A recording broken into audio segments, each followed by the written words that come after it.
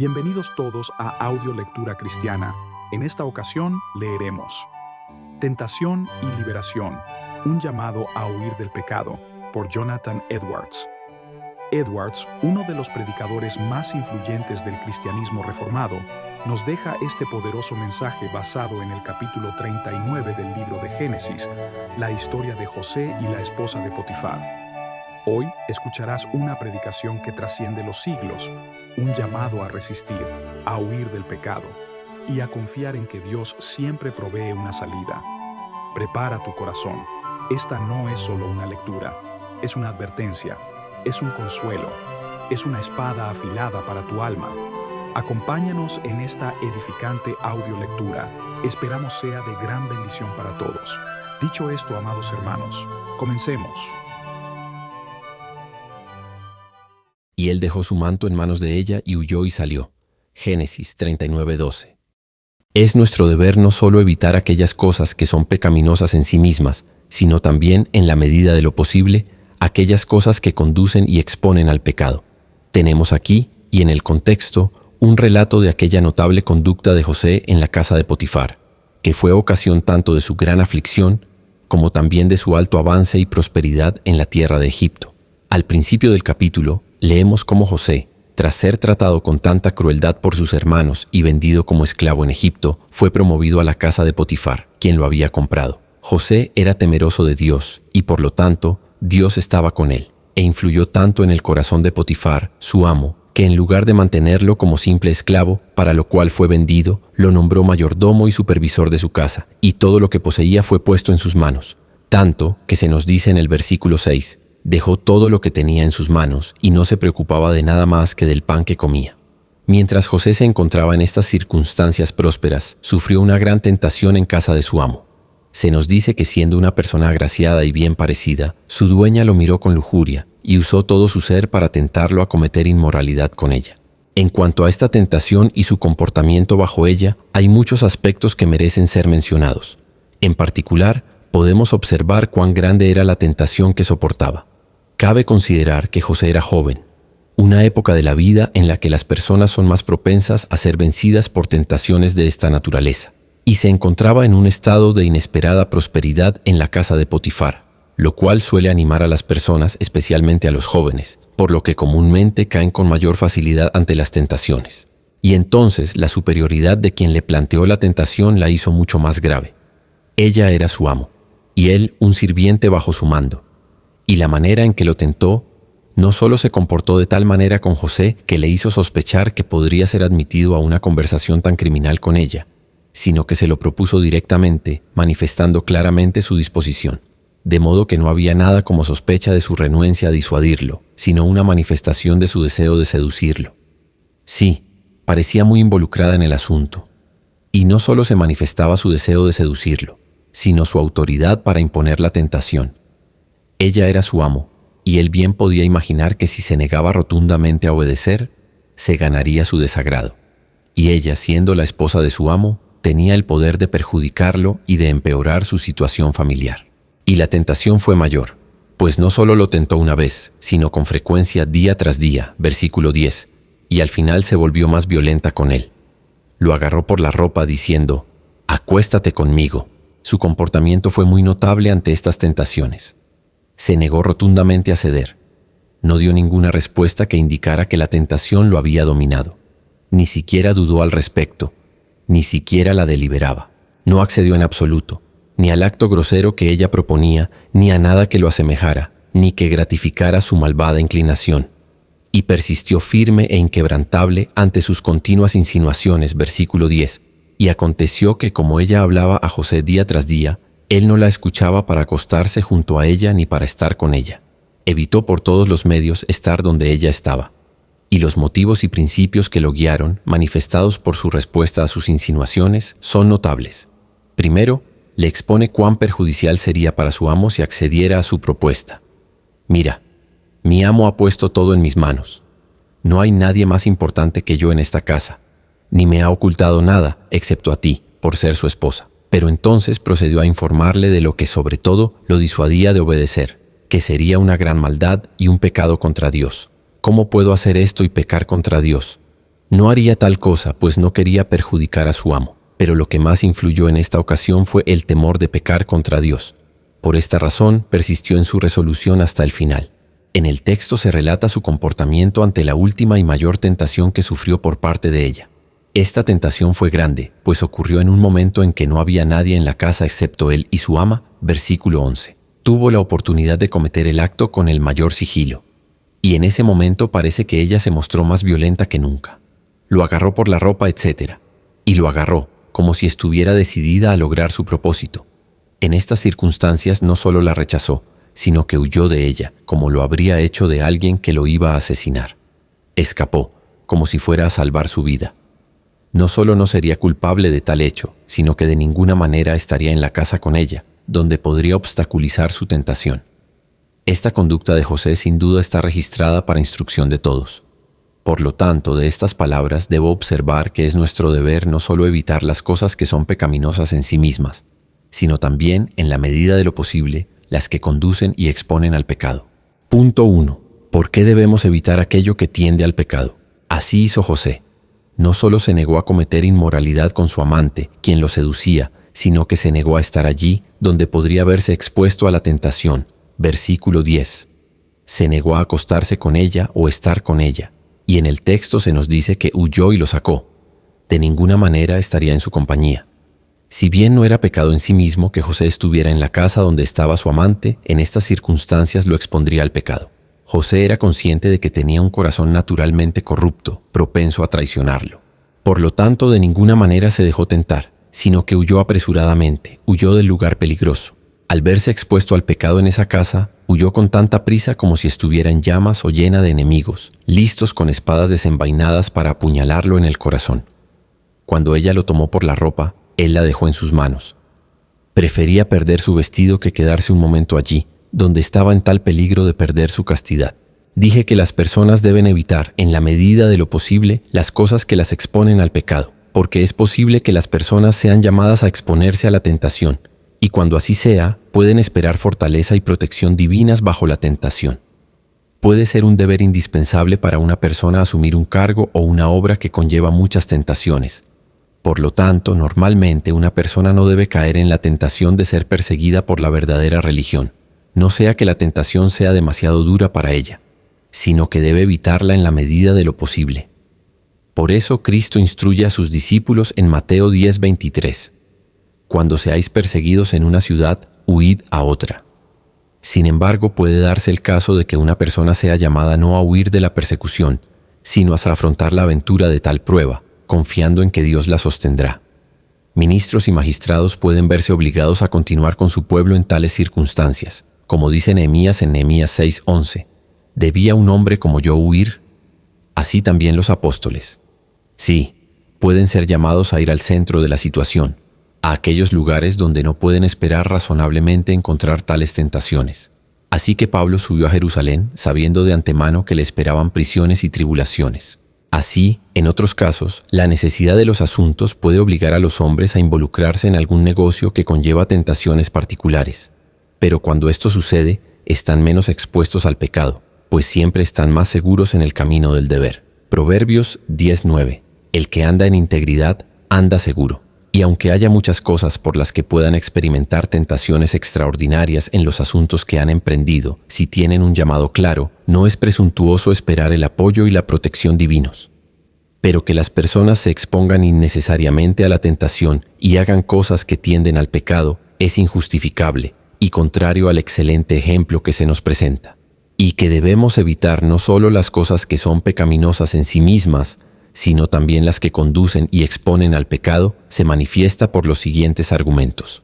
Primero, es evidente que debemos esforzarnos al máximo para evitar el pecado, lo cual es incompatible con cometer innecesariamente actos que exponen y conducen al pecado. Y cuanto mayor sea el mal, mayor cuidado y mayor esfuerzo se requiere para evitarlo. Evitamos con proporcionalidad aquellos males que nos parecen muy grandes y terribles. Y por lo tanto, el mayor mal de todos requiere el mayor y máximo cuidado para evitarlo. El pecado es un mal infinito, pues se comete contra un ser infinitamente grande y excelente, y por lo tanto, una violación de una obligación infinita. Por lo tanto, por mucho que nos esforcemos por evitar el pecado, no puede ser más que proporcional al mal que deseamos evitar. Nuestro cuidado y esfuerzo no pueden ser infinitos, como lo es el mal del pecado. Debemos emplear todos los métodos que tiendan a evitar el pecado. Esto es evidente para la razón. Y no solo eso, sino que la palabra de Dios nos lo exige categóricamente. Josué 22:5. Cuidado con diligencia de cumplir el mandamiento y la ley que Moisés, siervo del Señor, os mandó. Amar al Señor vuestro Dios, andar en todos sus caminos, guardar sus mandamientos, uniros a Él y servirle con toda vuestra alma. Deuteronomio 4:15-16. Cuidad pues con vuestras almas para que no os corrompáis. Capítulo 12:30. Cuídate, no sea que caigas en la trampa. Lucas 12:15. Cuídense de la avaricia. Primera de Corintios 10:12. El que piensa estar firme, mire que no caiga. Deuteronomio 4:9. Cuídate, guarda tu alma con diligencia. Estos y muchos otros textos de las Escrituras exigen claramente de nosotros la mayor diligencia y cautela posibles para evitar el pecado. Pero ¿cómo puede decirse que usa la máxima diligencia y precaución para evitar el pecado si voluntariamente hace lo que naturalmente lo expone y conduce al pecado? ¿Cómo puede decirse que usa la máxima precaución para evitar a un enemigo si voluntariamente se interpone en su camino? ¿Cómo puede decirse que usa la máxima precaución para preservar la vida de su hijo si la deja estar al borde de precipicios o pozos, o jugar al borde de un profundo abismo, o vagar por un bosque infestado de fieras? En segundo lugar, es evidente que debemos evitar aquellas cosas que nos exponen y conducen al pecado, porque una comprensión adecuada de la maldad del pecado y un justo odio hacia él necesariamente tendrán este efecto en nosotros, induciéndonos a hacerlo. Si fuéramos plenamente conscientes de la naturaleza malvada y terrible del pecado, le tendríamos un temor extremo en nuestros espíritus. Lo odiaríamos más que a la muerte, y lo temeríamos más que al mismo diablo, y le temeríamos tanto como a la condenación. Pero las cosas que los hombres temen con extrema intensidad las evitan por naturaleza, y evitan aquellas cosas que temen que les expongan. Como un niño aterrorizado al ver una fiera, de ninguna manera se dejará persuadir a ir donde teme que caerá en su camino. Así como el pecado, por su propia naturaleza, es infinitamente odioso, también por su tendencia natural es infinitamente terrible. Todo pecado tiende a destruir el alma eternamente. Todo pecado conlleva naturalmente el infierno. Por lo tanto, debemos tratar todo pecado como trataríamos algo infinitamente terrible. Si cualquier pecado, incluso el más leve, no conlleva necesariamente la ruina eterna, esto se debe únicamente a la gracia y misericordia de Dios para con nosotros, y no a la naturaleza y tendencia del pecado mismo. Pero ciertamente no debemos tener menos cuidado de evitar el pecado, o todo lo que tiende a él, por la generosidad y grandeza de la misericordia de Dios para con nosotros, mediante la cual hay esperanza de perdón. Pues eso sería sin duda un abuso de la misericordia sumamente ingrato y vil. Si supiéramos que si alguna vez cometiéramos voluntariamente algún acto pecaminoso, seríamos condenados sin remedio ni escapatoria, no temeríamos profundamente cometerlo. No deberíamos ser muy vigilantes y cuidadosos para mantenernos lo más alejados posible de ese pecado y de todo aquello que pueda exponernos a él y que tenga alguna tendencia a despertar nuestras lujurias o a inducirnos a cometer tal acto pecaminoso. Consideremos entonces que aunque el siguiente acto voluntario de pecado conocido no resulte necesariamente en una condenación segura, sin duda la merecerá. Por lo tanto, mereceremos ser desechados sin remedio ni esperanza, y solo puede ser debido a la gracia inmerecida que no se ha seguido, de forma segura e irremediable, por tal castigo. Seremos culpables de un abuso tan vil de la misericordia de Dios hacia nosotros, como para inspirarnos en ello y exponernos con mayor valentía al pecado.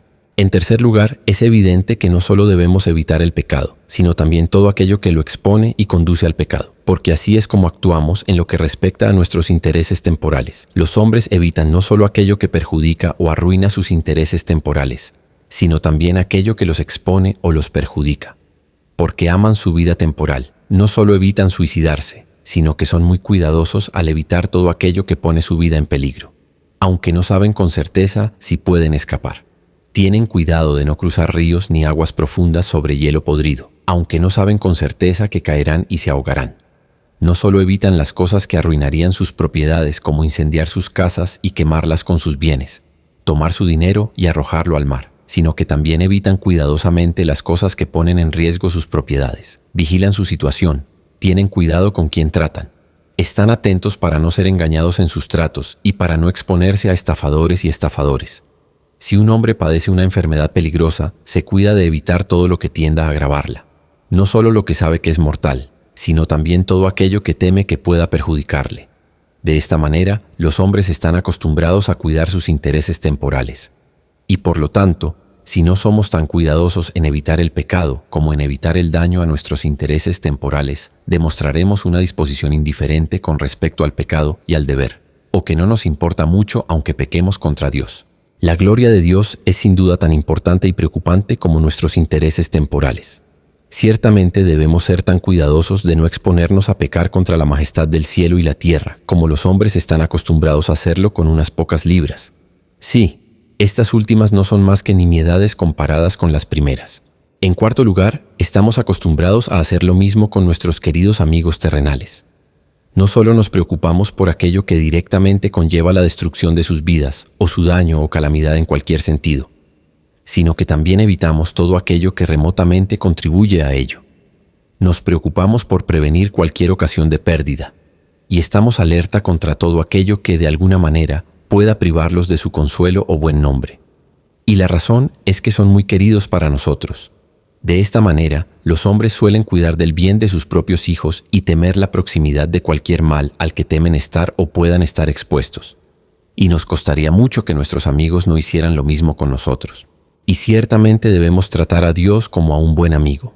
Debemos comportarnos con Él como quienes le tienen un amor y una consideración sinceros, y por lo tanto, debemos estar alerta y ser precavidos ante cualquier ocasión que sea contraria a su honor y gloria. Si no tenemos la disposición ni el deseo de hacerlo, demostraremos que cualesquiera que sean nuestras pretensiones, no somos amigos sinceros de Dios, ni le tenemos verdadero amor. Si nos ofendemos por quienes nos han profesado amistad, si nos han tratado de esta manera y no han cuidado más de nuestros intereses, seguramente Dios puede estar justamente ofendido porque no cuidamos más de su gloria.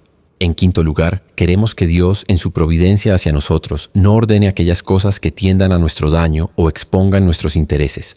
Por lo tanto, ciertamente debemos evitar aquellas cosas que conducen a pecar contra Él. Deseamos y amamos que la providencia de Dios nos asegure nuestro bienestar. Nadie quiere vivir expuesto, incierto y en circunstancias peligrosas. Mientras está así, vive incómodamente, pues vive en constante temor. Deseamos que Dios disponga las cosas que nos conciernen para que estemos a salvo del temor al mal y que ningún mal se acerque a nuestra morada. Y esto porque tememos la calamidad. Por eso no nos agrada su apariencia ni su proximidad, y preferimos tenerla a gran distancia. Deseamos que Dios sea para nosotros como un muro de fuego a nuestro alrededor, para defendernos, y que nos rodee como las montañas a los valles, para protegernos de todo peligro o enemigo, para que ningún mal se nos acerque. Ahora bien, esto demuestra claramente que en nuestra conducta hacia Dios debemos mantenernos a gran distancia del pecado y de todo aquello que nos expone a Él, así como deseamos que Dios, en su providencia hacia nosotros, mantenga la calamidad y la miseria a gran distancia de nosotros y no ordene aquellas cosas que exponen nuestro bienestar. Sexto, ya que debemos orar para no caer en la tentación, ciertamente no debemos caer en ella. Esta es una petición que Cristo nos indica que hagamos a Dios en la forma de oración que enseñó a sus discípulos. No nos dejes caer en la tentación.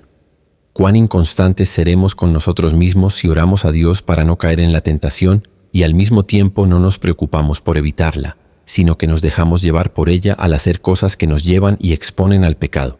Qué contradicción es que alguien ore a Dios para que lo guarde de aquello que no se preocupa por evitar. Al orar para que seamos librados de la tentación, le confiamos a Dios que caer en ella es algo que debemos evitar. Pero al caer en ella, demostramos que elegimos lo contrario, es decir, no evitarla. Séptimo, el apóstol nos exhorta a evitar aquellas cosas que, siendo lícitas en sí mismas, tienden a inducir a otros a pecar. Ciertamente entonces debemos evitar aquello que nos lleva a pecar.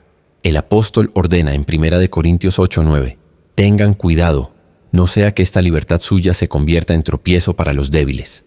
Romanos 14:13, que nadie ponga tropiezo ni ocasión de caída en el camino de su hermano. Versículo 15, pero si tu hermano se entristece con la comida, no andes con caridad, no lo destruyas con la comida. Versículos 20 y 21, porque la comida no destruya la obra de Dios. A la verdad, todo es puro, pero es malo para el hombre que come con tropiezo.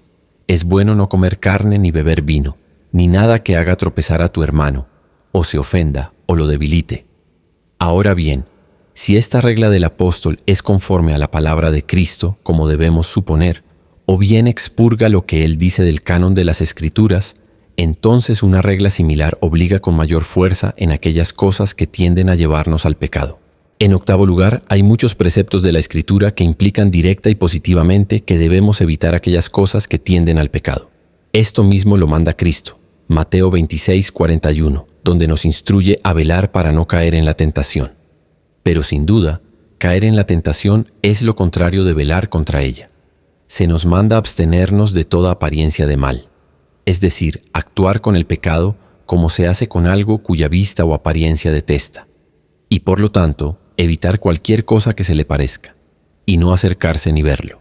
De nuevo, Cristo nos mandó apartar de nosotros aquellas cosas que son tropiezos u ocasiones de pecado, por muy queridas que sean. Si tu ojo derecho te es ocasión de caer, sácalo y échalo de ti. Versículo 30. Y si tu mano derecha te es ocasión de caer, córtala. Que la mano derecha nos ofenda no significa que nos duela, sino que la palabra en el original significa piedra de tropiezo. Si tu mano derecha resulta ser piedra de tropiezo u ocasión de caer, es ocasión de pecar. Esas cosas se llaman ofensas u obstáculos en el Nuevo Testamento, que son las ocasiones para caer en pecado. Sí, Cristo nos dice que debemos evitarlas, por muy queridas que sean, aunque sean tan queridas como nuestra mano derecha o nuestro ojo derecho. Si hay alguna práctica que naturalmente nos expone al pecado, debemos deshacernos de ella, aunque la amemos mucho y nos resistamos a desprendernos de ella, aunque sea tan contrario a nuestra inclinación como cortarnos la mano derecha o arrancarnos el ojo derecho. Y eso bajo pena de condenación, porque está insinuado que si no lo hacemos debemos ir con 2 manos y 2 ojos al fuego del infierno. Nuevamente, Dios tuvo mucho cuidado de prohibirles a los hijos de Israel aquellas cosas que los llevaban al pecado. Por esta razón, les prohibió casarse con mujeres extranjeras. Deuteronomio 7:3-4. No os uniréis a ellas, porque apartarán a vuestros hijos de mí y servirán a otros dioses. Por esta razón, se les ordenó destruir todo lo que las naciones de Canaán habían usado en su idolatría. Y si alguno era seducido a la idolatría, debía ser destruido sin piedad por muy cercano y querido que fuera. No solo debían ser separados, sino apedreados. Sí, ellos mismos debían caer sobre ellos y matarlos, ya fueran hijos, hijas o amigos íntimos. Deuteronomio 7:10, 13:6. Si tu hermano, o tu hijo, o tu hija, o la esposa de tu seno, o tus amigos, que son como tu propia alma, te incitan en secreto diciendo, vamos a servir a otros dioses, no consentirás con él, ni tu ojo le tendrá compasión, ni le tendrás compasión, ni lo ocultarás, sino que ciertamente lo matarás. Tu mano será la primera en echarle la muerte. De nuevo, el hombre sabio nos advierte que evitemos aquellas cosas que nos exponen al pecado, especialmente el pecado de inmoralidad. Proverbios 6:27. ¿Tomará un hombre fuego en su seno sin quemarse la ropa? ¿Andará uno sobre brasas sin quemarse los pies? Así que cualquiera que la toque no quedará impune. Esta es la verdad que se proclama. Evitemos aquellas costumbres y prácticas que naturalmente tienden a despertar la lujuria. Esta es la verdad que se proclama. Evitemos aquellas costumbres y prácticas que naturalmente tienden a despertar la lujuria. Y hay muchos ejemplos en las Escrituras que tienen fuerza de precepto y que se registran no solo como dignos, sino también como dignos de nuestra imitación.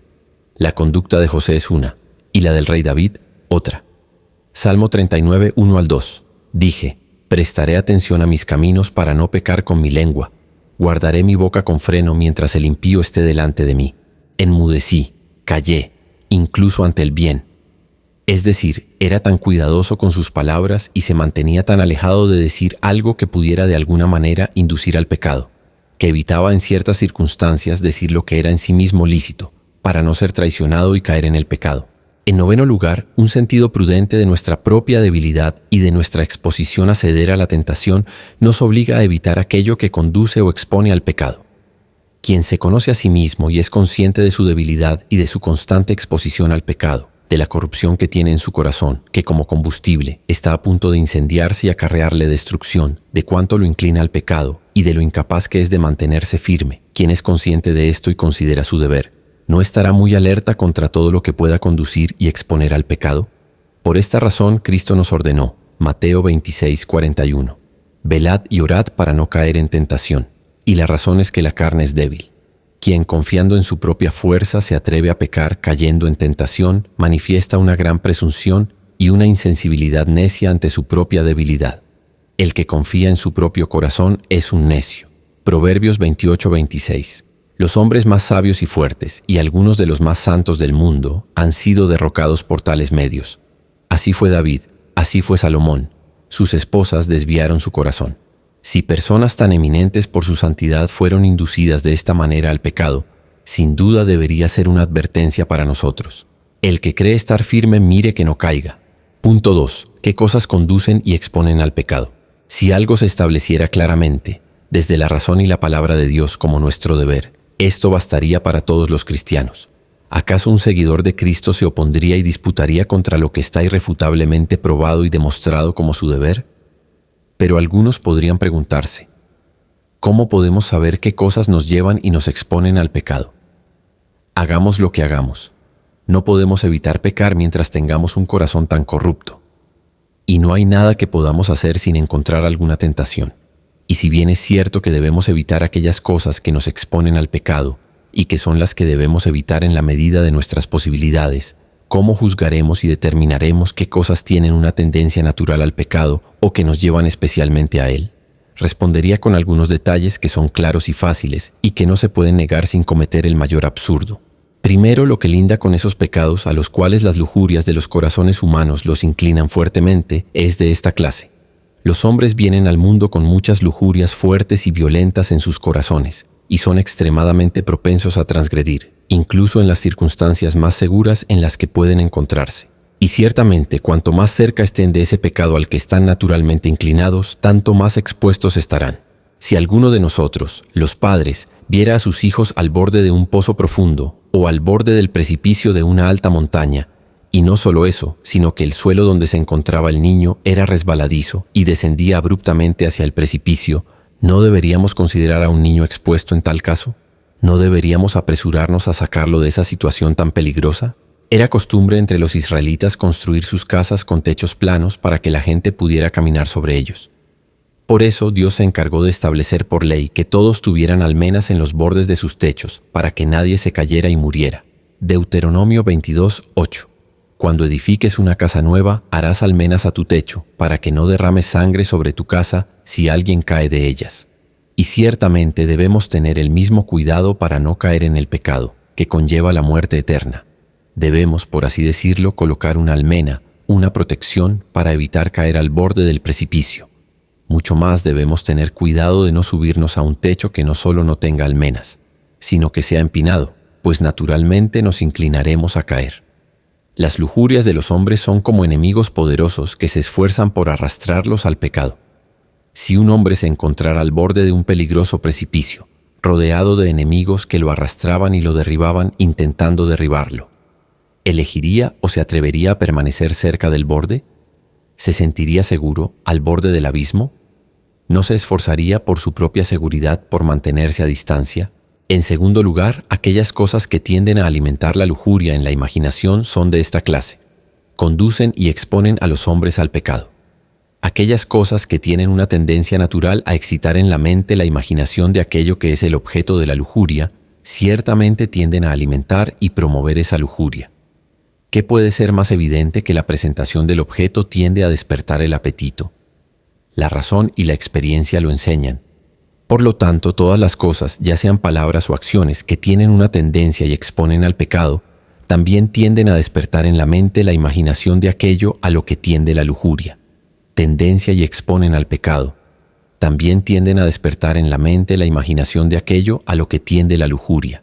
Ciertamente es incorrecto alimentar la lujuria, incluso en la imaginación. Es completamente contrario a las santas reglas de la palabra de Dios. Proverbios 24:9.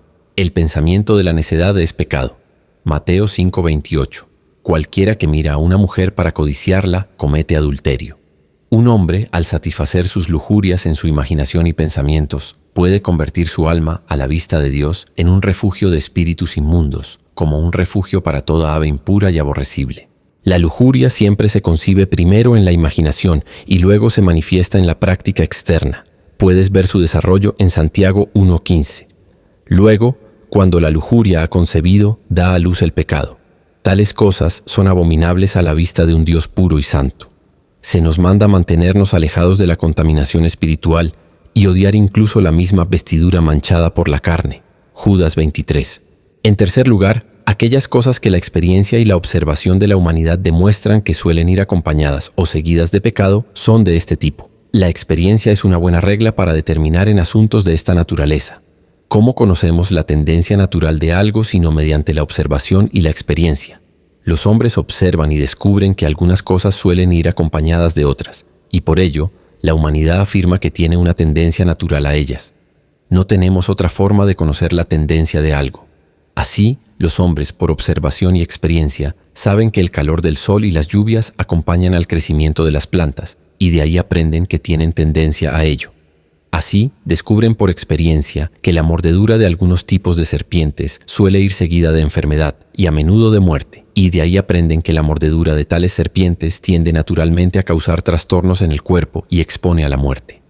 Y así, si la experiencia y la observación común demuestran que una práctica o costumbre en particular suele ir acompañada de algo muy pecaminoso, podemos concluir con seguridad que dicha práctica tiende al pecado, que conduce y expone a ella.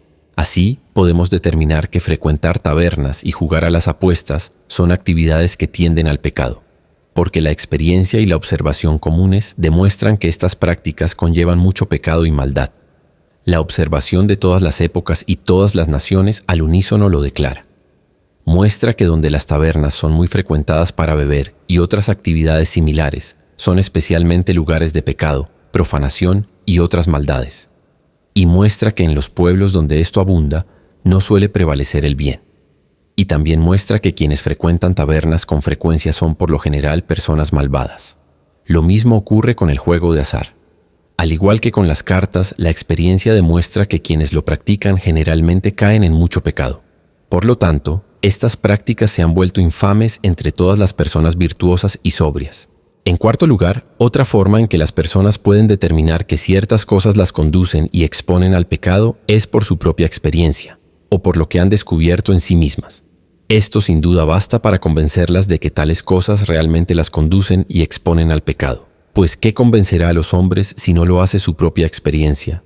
Así, si las personas han descubierto por experiencia innegable que alguna práctica o costumbre las incita a la lujuria y las ha llevado a un comportamiento necio y pecaminoso, o a pensamientos pecaminosos, pueden determinar que las conduce al pecado. Sí, al examinarse a sí mismas, deben reconocer que una costumbre o práctica las ha predispuesto a omitir un deber conocido, como la oración secreta o familiar, y las ha indispuesto a la lectura y la meditación religiosa, o si descubren, desde que han cumplido con dicha costumbre, que están menos atentos a sus corazones, menos dispuestos a cualquier cosa seria, que su estado de ánimo es más ligero y sus corazones menos inclinados a las cosas del otro mundo y más a la vanidad, estos son efectos pecaminosos. Y por tanto, si la experiencia muestra que una costumbre o práctica va acompañada de estas cosas, entonces la experiencia muestra que conducen y exponen al pecado. En quinto lugar, podemos determinar si algo tiene una tendencia maligna o no, por el efecto que un derramamiento del Espíritu de Dios y un florecimiento general de la religión tienen con respecto a ello. Si esto pone fin a cualquier práctica o costumbre y la erradica, seguramente demuestra que esa práctica o costumbre no tiene una buena tendencia. Porque si no hay daño en ella ni tiende a causar daño, ¿por qué habría de destruirla el Espíritu de Dios? El Espíritu de Dios no tiene tendencia a destruir nada que no sea pecaminoso ni tenga tendencia a pecar. ¿Por qué habría de hacerlo? ¿Por qué habríamos de suponer que es enemigo de lo que no causa daño, ni tiene tendencia a lo que es dañino? El florecimiento de la religión no tiende a abolir ni a expulsar nada que sea contrario a ella. Aquello que no es contrario a la religión no se opondrá. Es una regla que se aplica a todos los contrarios y opuestos. La oposición es igual en ambos lados. Tan contraria como la luz es a las tinieblas, así son las tinieblas a la luz. Tan contraria como el florecimiento de la religión es a cualquier costumbre, así es esa costumbre al florecimiento de la religión. La costumbre que la religión tiende a destruir, si prevalece, también tiende a destruir la religión. Por lo tanto, si el florecimiento de la religión y la efusión del Espíritu de Dios tienden a derrocar cualquier costumbre que se da o prevalece, podemos determinar con certeza que esa costumbre es en sí misma pecaminosa o que tiende y expone al mal. En sexto lugar, podemos determinar, por el efecto que una decadencia general de la religión tiene con respecto a ellos, si son cosas de tendencia pecaminosa o no. Si son cosas que acompañan a una decadencia de la religión que se introducen a medida que ésta decae, podemos determinar que no tienen una buena tendencia. La retirada del bien no deja entrar el bien, sino el mal. Es el mal, no el bien, lo que entra, a medida que el bien cesa gradualmente. Por lo tanto, si hay alguna decadencia de la religión en la ciudad o en personas particulares, y a raíz de esto se mantienen y se permiten ciertas costumbres o prácticas de las que se abstenía y renunciaba por completo cuando la religión estaba en un estado más floreciente, podemos concluir con seguridad que dichas costumbres y prácticas son contrarias a la naturaleza de la verdadera religión y por lo tanto en sí mismas pecaminosas o tienden al pecado. Séptimo, en situaciones positivas, podemos determinar si una costumbre tiene una buena tendencia, considerando el efecto que tendría si se reconociera y practicara abierta y universalmente. Hay muchas cosas que las personas practican en secreto, alegando que no son perjudiciales, pero si tuvieran la debida consideración para discernir las consecuencias de que todos las practiquen abiertamente, pronto mostrarían un estado de cosas lamentable. Por lo tanto, si existe alguna costumbre que no se practique y profese abiertamente de forma universal, podemos determinar que esa costumbre tiene una mala tendencia, pues si no es pecaminosa en sí misma ni tiende a nada pecaminoso, entonces lo es por muy abierta que sea. Pues no debemos temer que esa costumbre, al ser demasiado prevalente y universal, no tenga mala tendencia. Repetiré las palabras del apóstol Romanos 13, 12, 14 y las dejaré a la seria consideración de todas las personas jóvenes y mayores. La noche está avanzada. El día está cerca. Despojémonos, pues, de las obras de las tinieblas y vistámonos con las armas de la luz. Andemos honestamente como de día, no en disturbios ni borracheras, no en lujurias ni desenfrenos, no en contiendas ni envidias. Más bien vestíos del Señor Jesucristo y no os preocupéis por la carne para satisfacer sus concupiscencias. Amén. Muchas gracias por escuchar Audio Lectura Cristiana. Que el Señor les bendiga, amados hermanos. Hasta la próxima.